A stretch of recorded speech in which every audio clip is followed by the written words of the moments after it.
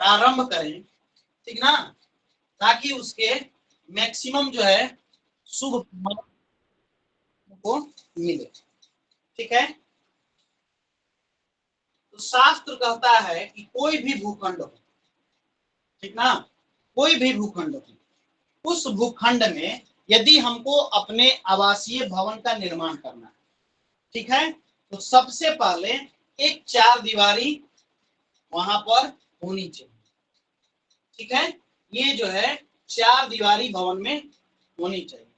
इस चार दीवारी के पश्चात ही जो हमारा हस्तात्मक पिंड बना है, क्षेत्रफल जो है हम लोगों का, ठीक है, पिंड का, उसमें जो है भवन की हम लोगों को संरचना करनी चाहिए।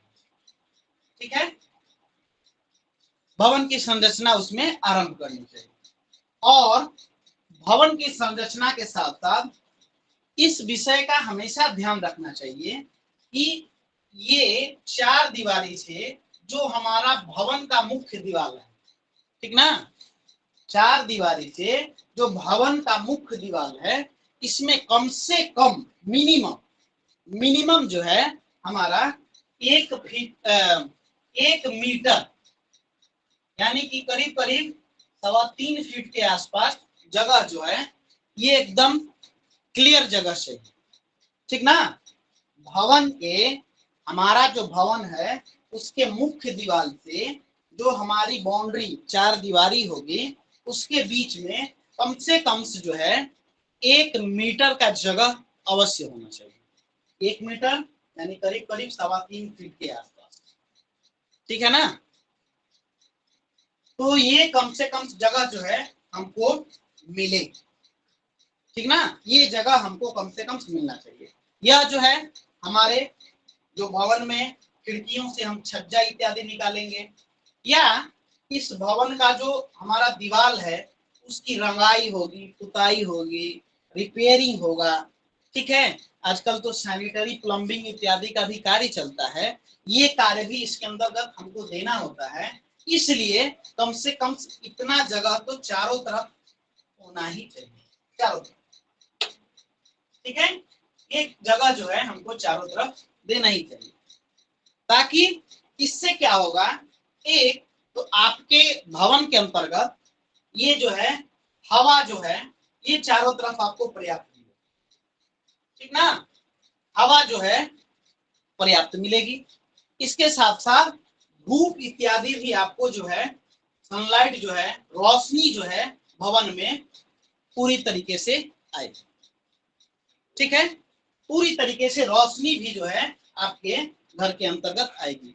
देखिए वास्तु विज्ञान कहता है कि जो चीजें हमको मुफ्त में मिलती हैं उसको ज्यादा से ज्यादा मनुष्य की प्रवृत्ति होती है ना कि उसको ग्रहण करना। अब हवा तो जो है तो यहाँ पर मुफ्त मिल रहा है, तो हवा लेने में क्या जा रहा है कि नहीं। धूप, इसके लिए भी आपको कोई टैक्स नहीं देना है, ठीक है। तो यह भी जो आप भवन में इतना जगह जब छोड़िएगा तो ये रोशनी, ये जो सनलाइट है यह भी आपको मुफ्त में मिलने वाली है कि नहीं। तो इन चीजों के लिए पर्याप्त तो जगह आप छोड़ेंगे तभी तो यूज कर पाइएगा, बोलिए, ऐसा है ना। तो हम क्या करते हैं, कम से कम इन चारों दिशाओं में इतना जगह तो छोड़ना ही। अब जो है इसके आगे जो है हमारा वास्तुशास्त्र कहता है और शुभता इसकी बढ़ाने के लिए, और शुभता उत्तर दिशा में ये जो है 1 मीटर से थोड़ा ज्यादा जगह छोड़नी, ठीक है, और पूर्व दिशा में इस उत्तर दिशा से भी ज्यादा जगह आप छोड़ दीजिए, ठीक है। वास्तुशास्त्र कहता है कि चारों तरफ हमारा कम से कम 1 मीटर जगह छोड़ना चाहिए, लेकिन पूर्व दिशा में 1 मीटर से अधिक, और इधर जितना आप छोड़ते हैं उससे भी अधिक थोड़ा हम पूर्व दिशा में छोड़ें, ठीक है, ताकि जो सूर्य का तत्व है, ठीक है, सूर्य का जो तत्व है, सूर्य की रोशनी है, सूर्य की जो ऊर्जा है वह हमारे भवन में पर्याप्त पड़े। इससे क्या होगा, आपका घर जो है एक तरीके से डिसइंफेक्ट होगा, ठीक ना। डिसइंफेक्शन जो है आपके घर में हो जाएगा। नेचुरल सनलाइट क्या है, प्रॉपर जो है सो नेचुरल डिसइंफेक्टेंट है कि नहीं, बोलिए, कोई भी किसी प्रकार का आपको कीटाणु नाशक कुछ भी प्रयोग नहीं करना है, नेचुरल जो सनलाइट है, धूप है, ठीक है। तो ये जो है आपके घर में सूर्य के तत्व को बढ़ाएगा, तो क्या होगा, घर में आरोग्यता बढ़ेगी, ठीक ना, आप सभी जो है सो निरोग रहिएगा, अच्छा इम्यून सिस्टम रहेगा, घर हाइजीनिक रहेगा। और इसके साथ साथ में हमको जो वास्तु शास्त्र हमारा कहता है कि पुत्र से संबंधित हमको संतान से संबंधित अपने यश कीर्ति से संबंधित हमको मैक्सिमम जो है सो लाभ मिलेगा, उच्चतम लाभ हमको प्राप्त होगा, ठीक है। ये हो गया हमारा चार दीवारी, और ये जो मुख्य भवन है हमारा, इसके बीच में रिलेशन, ठीक है। क्यों छोड़ना चाहिए, छोड़ने से क्या लाभ मिलता है, सबको जो है प्राप्त, ठीक है। अब कुछ थ्योरेटिकल चीजें हैं, इसको जो है आप लोग लिखिए, ठीक है ना। अगर लिखिए, सबसे पहला पॉइंट, अगर किसी चार दीवारी के बगल में, अगर किसी चार दीवारी के बगल में मकान बनाना हो, ठीक है, अगर किसी चार दीवारी के बगल में मकान बनाना हो तो उस चार दीवारी से सटाकर मकान जो है सो नहीं बनाना चाहिए, ठीक है। सटाकर मकान जो है नहीं बनाना चाहिए। क्यों नहीं बनाना चाहिए, वो जो एयर है, हवा है, वो आपके मकान में जो है सो नहीं मिलेगी, हवा का तत्व, ठीक है। अब मान के चलिए, बोर्ड पर देखिए, इस चार, ये किसी की बाउंड्री की हुई, आपको इसमें जो है सो मकान जो है इसके बगल में बनाना है, तो बिल्कुल यहां पर सटा दें, यह जो है कभी नहीं करना चाहिए, बिल्कुल सटा के तो कभी नहीं, एकदम नहीं, ठीक है। अब ये क्या करेगा, आप सटा दीजिएगा तो इसका जो नकारात्मक प्रभाव यह आपके ऊपर भी पड़ेगा, है कि नहीं, यह जो है आपके भवन के ऊपर ही पड़ेगा। तो इससे अच्छा है कि हम इसके बीच में गैप रखें। अब भाई गैप रखे तो इतना तो हमने बता दिया कि अपने भवन और चार दीवारी के बीच में इतना रखना चाहिए, ठीक है। अब आप यदि ऐसे ही छोड़ दीजिएगा तो कोई दूसरा उस पर क्या बोलते हैं, अतिक्रमण करके उस पर जो है सो आपका मकान हथिया सकता है, ठीक है। कलयुगी दुनिया है कि नहीं। जी तो गुरुदेव। यहाँ पर अब कम से कम कितना छोड़े जगह, अब इतना छोड़िए ताकि आपका रिपेयरिंग हो जाए। लेकिन आजकल वो सब सिस्टम भी है, बीच में पंपिंग इत्यादि के माध्यम से कंक्रीट वगैरह और ये सब जो है हम लोग अपना मकान को पूरी तरीके से कर देते हैं, है कि नहीं, पनिंग वगैरह दीवार पर, ताकि जो है सो सीपेज ना हो, उधर की जो है सो एनर्जी हमारे तरफ ट्रांसफर ना हो, इसके लिए पनिंग इत्यादि हम कर देते हैं। तो अब कहते हैं कि अगर ये कंडीशन है कि दूसरा भी उस जगह में आपके मकान चार दीवारी से सटा के बनाता है, तो कम से कम जो है पहले बना लिया है तो हम कितना छोड़े अपने चार दीवारी और इसके चार दीवारी के बीच में, या इसके चार दीवारी से सटा के, जगह ही कम है तो क्या करें, सटा के बनाना चाहिए, तो कितना कम से कम जगह छोड़े उस कंडीशन में कम से कम 4 इंच, यानी कि हमको दूसरे की बाउंड्री पे, मान के चलिए कि हमारे पास में जगह उतना नहीं है, अगर हम चारों तरफ 1-1 मीटर जगह छोड़ ही दें तो फिर हमारे लिए बचेगा क्या, है कि नहीं, 6.5 फीट, फिर इसके बाद दीवार जो देंगे वो पार्टीशन वगैरह जो कुछ भी होगा, इसमें जगह तो जाएगा ही जाएगा। अब 5 इंची से तो कम का दीवार दीजिएगा नहीं, तो 5 इंची 5 इंची 10 इंची, ठीक है। और उसके बाद में आपका जो है सो फिर ये दीवार भी, अगर बाहरी दीवार भी 5 इंची देते हैं तो वो भी 10 दूनी का 20 इंची, यानी कि 1 फीट 8 इंची ऐसे ही चला गया, ठीक है। अब ये इतना जगह छोड़ते हैं, 3.25 फीट 3.25 फीट, है ना, तो 3 दूनी 6 और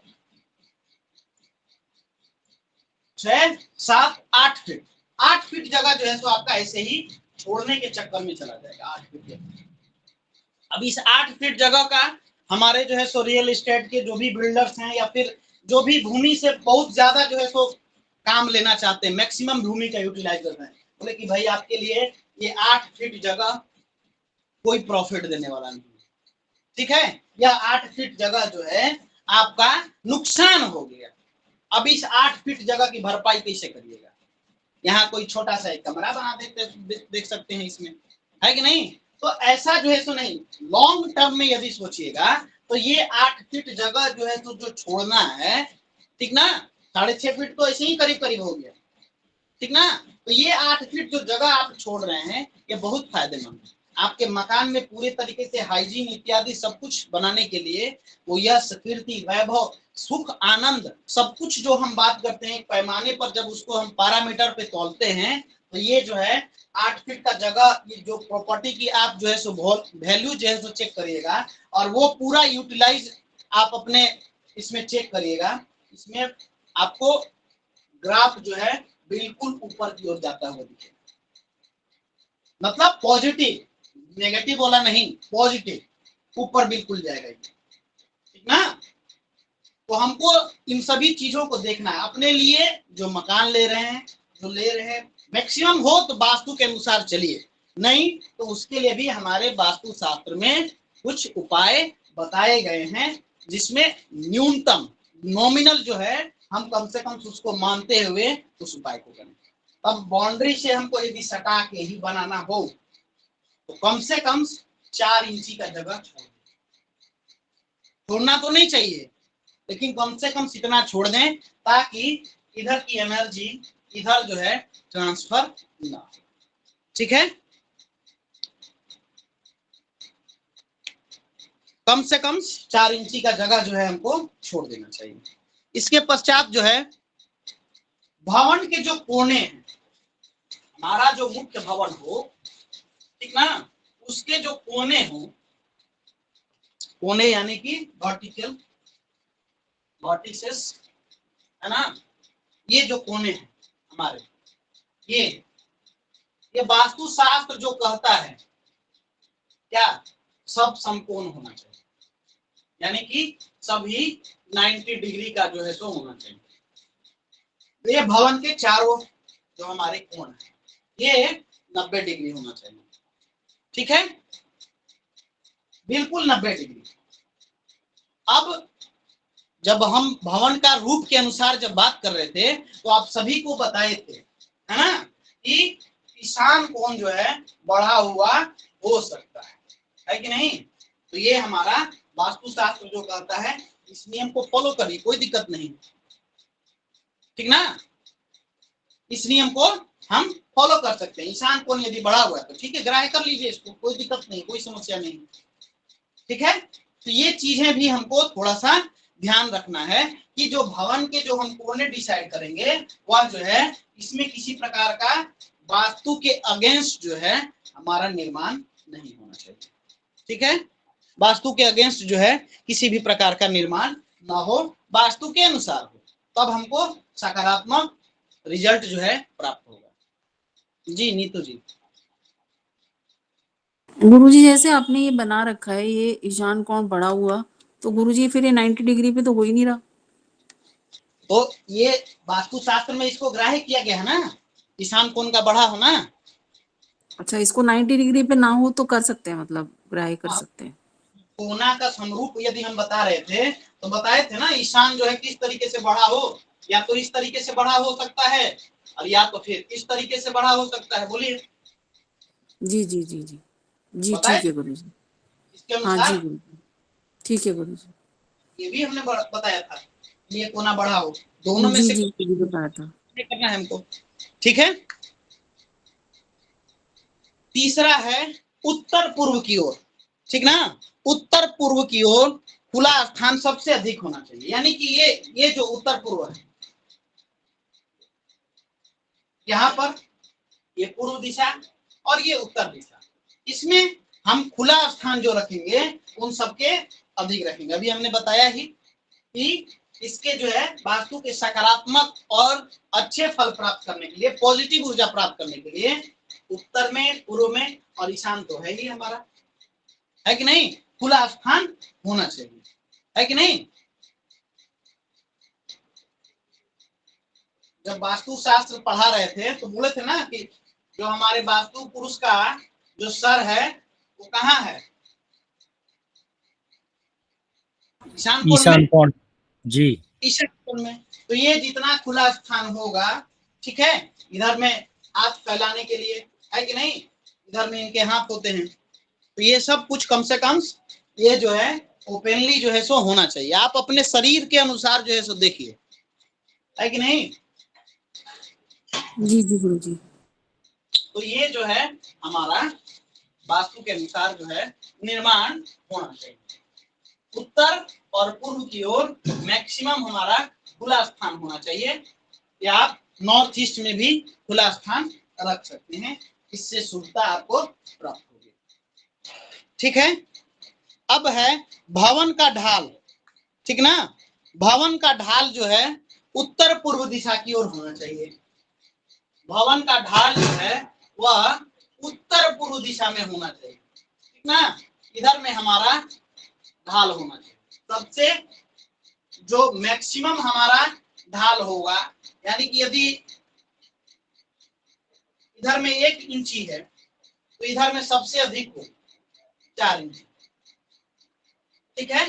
4, 3, यहाँ 2 और यहाँ पर 1, इस रेशियो में जो है हमारा होना चाहिए। इसी के सबसे अधिक कहां पर ऊंचाई सबसे अधिक कहां हो, यहाँ पर, ठीक है। उसके पश्चात यहाँ पर, इन कोनों की बात कर रहे हैं, वायव्य कोण, ठीक है। और एक चीज पर और ध्यान रखना है, यदि हमको आंगन या इस तरीके का स्थान बनाना है तो यहाँ पर जो है जो चौक होगा हमारा, ठीक ना, ये जो चौक हमारा हो रहा है यह भी जो है ऊंचा हो इनकी अपेक्षा, ठीक ना। यह भी 5 नंबर, ठीक है। भवन की जो फ्लोरिंग होगी तब आप इस अनुसार करिए, 5, 4, 3, 2, तब ये 1।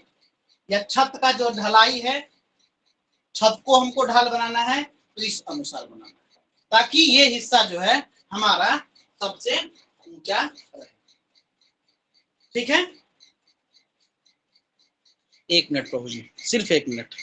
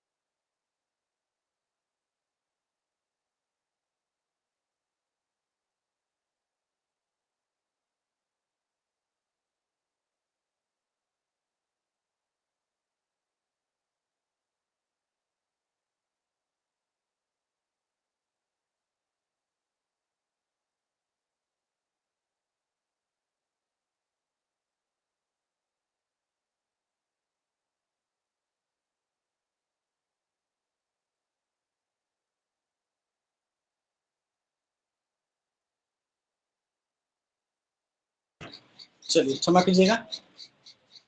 तो हमारा जो है ऊपर में जो संरचना होगी उसमें सबसे जो है हमारा दीवार जो होगा उनमें सबसे यहाँ पर होना चाहिए 4, 3, 2 और यहाँ पर 1।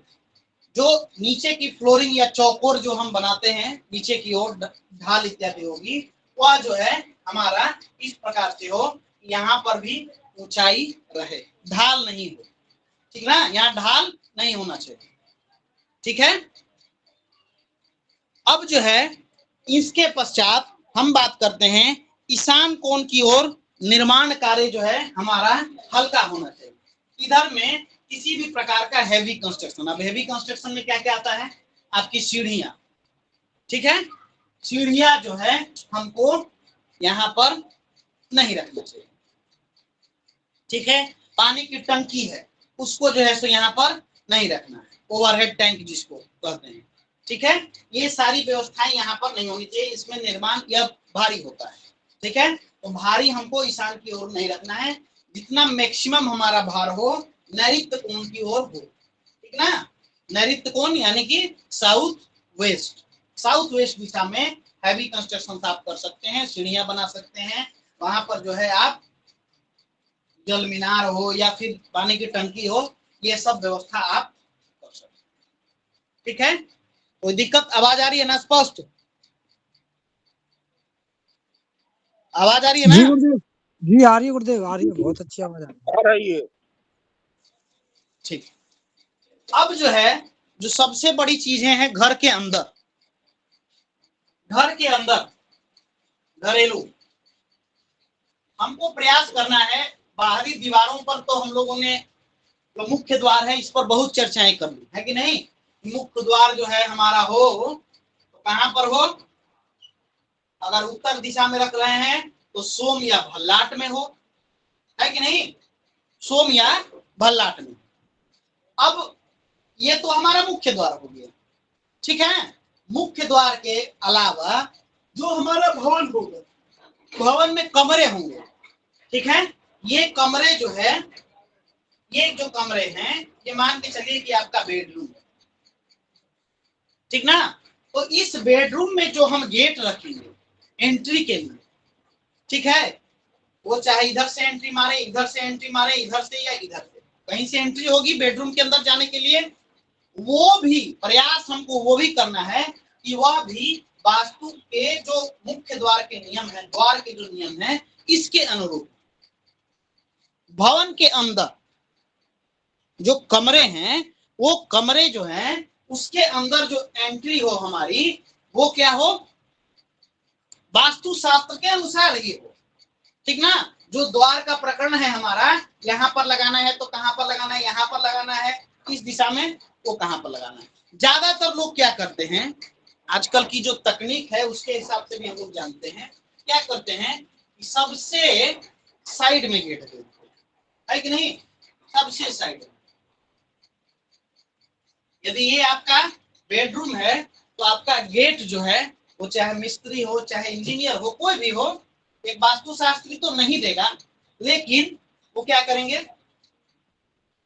भाई यहाँ पर इस स्थान पर गेट।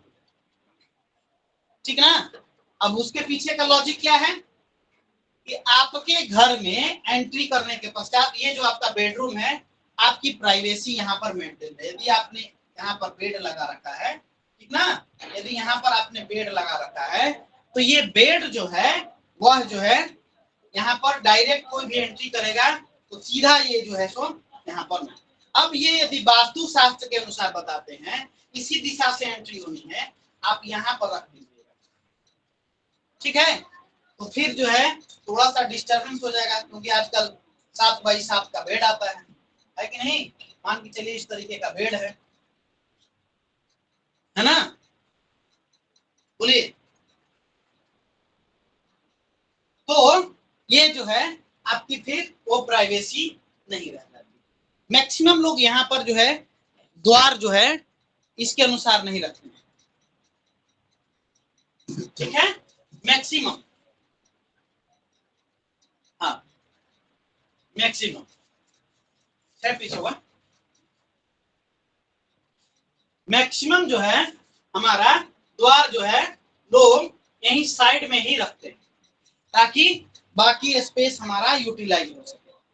ठीक है, अब यहाँ पर यदि रखते हैं तो आपको यदि टीवी रखना है, अलमीरा रखना है, ठीक है, और भी कुछ टेबल चेयर फर्नीचर वगैरह लेआउट करने हैं यहाँ पर, तो वो सारे कुछ हमारा यहाँ पर यदि हम एक साइड में गेट रखते हैं तो वो अच्छे से डेकोरेट हो जाता है, एडजस्ट हो जाता है कि नहीं। जी गुरुदेव। तो यहाँ पर भी प्रयास करना चाहिए कि हमारा गेट वास्तु शास्त्र के अनुसार ही। अब जो है हम बात करते हैं कक्ष की ऊंचाई, ठीक ना, भवन में जो मैक्सिमम होता है कक्ष की ऊंचाई जो है कितनी हो, कम से कम कितनी होनी चाहिए।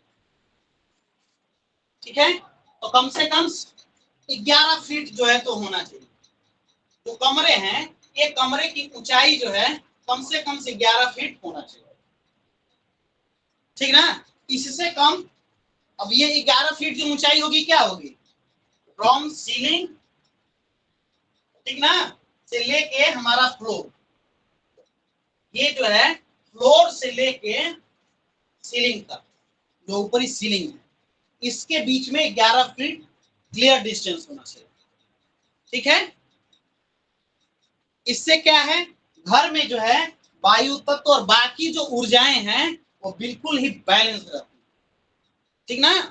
नहीं तो फिर क्या होगा, आपको चाहे एसी लगा लीजिए, चाहे कुछ भी लगा लीजिए, एयर प्यूरिफायर लगाइए, आपको सफोकेशन फील होगा, ठीक है।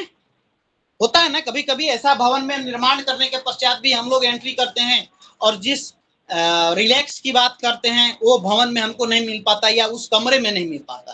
कई लोगों के घर आप लोग आते जाते होंगे, देखे होंगे, है कि नहीं, सफोकेशन फील होता है उस कमरे के अंदर, खास क्योंकि ऊर्जा जो है सो वहां पर डिस्टर्ब है, बैलेंस नहीं है ना। बोलिए, होता है, जी गुरु जी, सही बात है। कई बार ऐसा होता है। आप मान के चलिए कि आप अपने घर में बनाए, लेकिन दूसरे के घर में जब जाते हैं तो ऐसा होता है कि भाई ये जगह थोड़ी सी विचित्र लग रही है। अब वहां पर आप सब कुछ एनर्जी ढूंढते रह जाइए, पता चलेगा कि भवन की हाइट ही कम है, कहीं 10 फीट है या 9 फीट ही है ना। तो ऐसा होता है, कई बार ऐसा होता है कि आपको सफोकेशन फील होता है। तो कम से कम हमको 11 फीट हाइट जो है भवन की रखनी चाहिए, ठीक है।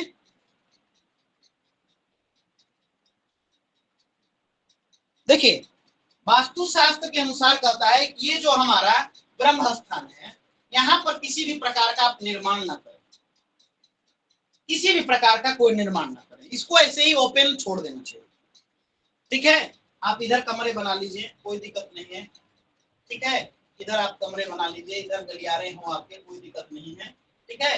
यहाँ पर बना लीजिए, इधर बना लीजिए, ये सब कुछ चलेगा, सब कुछ चलेगा। लेकिन इस भाग में मनोरंजन गुरु जी आए, मनोरंजन गुरु जी आए। नमो नमः प्रभु जी, नमो नमः, स्वागत है प्रभु जी। नमो नमः भगवान, नमो नमः। 2 मिनट समय दीजिए। नमो नमः गुरुदेव। सर्वेभ्यो रिकॉर्डिंग नमो बंद नमः। कर दीजिए।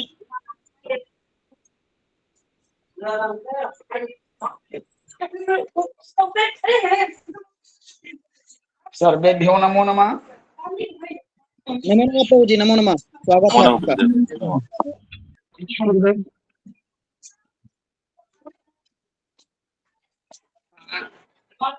जैसे कि आप लोगों को एक सूचना ग्रुप में वर्तमान में कल से चल रहा है संस्थान का एक वार्षिक जो होता है मिलन समारोह मनाने का।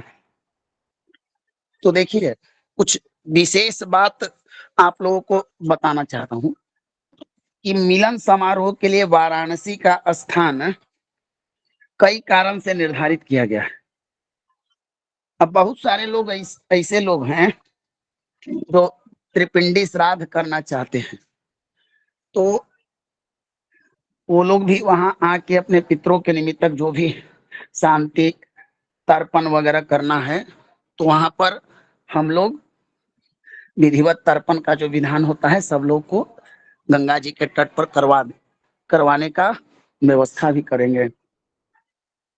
तो फिर है योजना कि अगर ये कार्यक्रम बढ़िया से ईश्वर की इच्छा से होता है तो साथ में सब लोग वाराणसी का भ्रमण और माता विंध्यवासिनी जो है वहां पर आप लोगों ने सुना होगा ना हरिकिशन जी, माता विंध्यवासिनी के बारे में।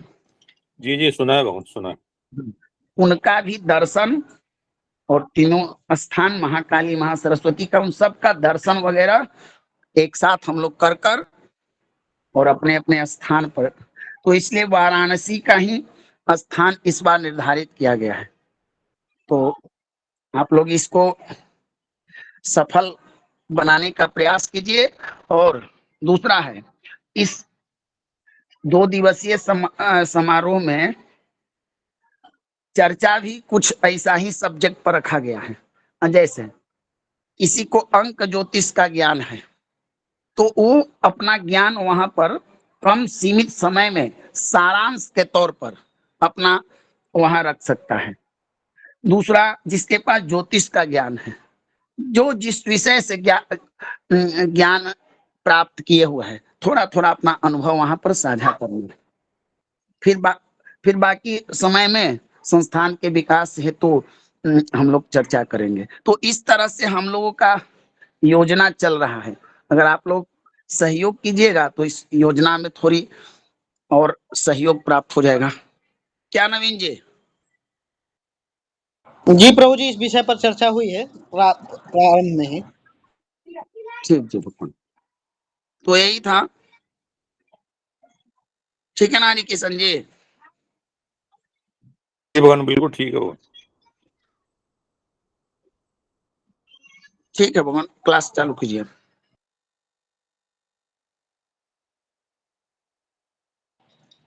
चलिए, धन्यवाद प्रभु जी। तो भवन की जो ऊंचाई हो 11 फीट जो है रखना चाहिए। ब्रह्म स्थान में किसी भी प्रकार का हमको निर्माण नहीं करना है, यानी कि घर का जो सेंटर है वहां पर जो है किसी भी प्रकार का कोई भी कमरा इत्यादि भवन निर्माण जो है सो हमको नहीं करना है। ठीक है, उस स्थान को यथासंभव उसको रिक्त ही छोड़ना चाहिए, खाली ही छोड़ना चाहिए। ठीक है, जो हम आंगन छोड़ते हैं, ठीक ना, जो हमने बताया ना ब्रह्म स्थान के अंतर्गत आंगन जो छोड़ते हैं, वो आंगन जो है चारों तरफ से जो है सो ऊंचा होना चाहिए। ठीक ना, शुभदायक है, शुभ फलों की प्राप्ति कराने वाला है। कल हमने दिखाया था ना स्क्रीन शेयर के माध्यम से वेदियों के बारे में। उसमें सबसे बीच में क्या होता है? ब्रह्म स्थान होता है सभी वेदियों के, चाहे वह सर्वतोभद्र हो या फिर कोई अन्य वेदी हो, एक लिंगतो भद्र हो, चतुर्लिंगतो भद्र हो, उसमें सबसे बीच में हरिहर मंडल हो, सबसे बीच में क्या होता है? ब्रह्म स्थान। और ब्रह्म स्थान को यदि आप नीचा कर दीजिएगा तो यह जो है शुभ नहीं है ना, यह जो है अशुभ फलों का संचरण करेगा आपके भवन में। ठीक ना, उसे हमको बिल्कुल ही खाली छोड़ देना चाहिए। ठीक है, आंगन जो है हमारा ऊंचा हो। दूसरी चीज तो बिल्कुल ही व्यवहारिक चीजें हैं। घर के अंदर में प्रातः काल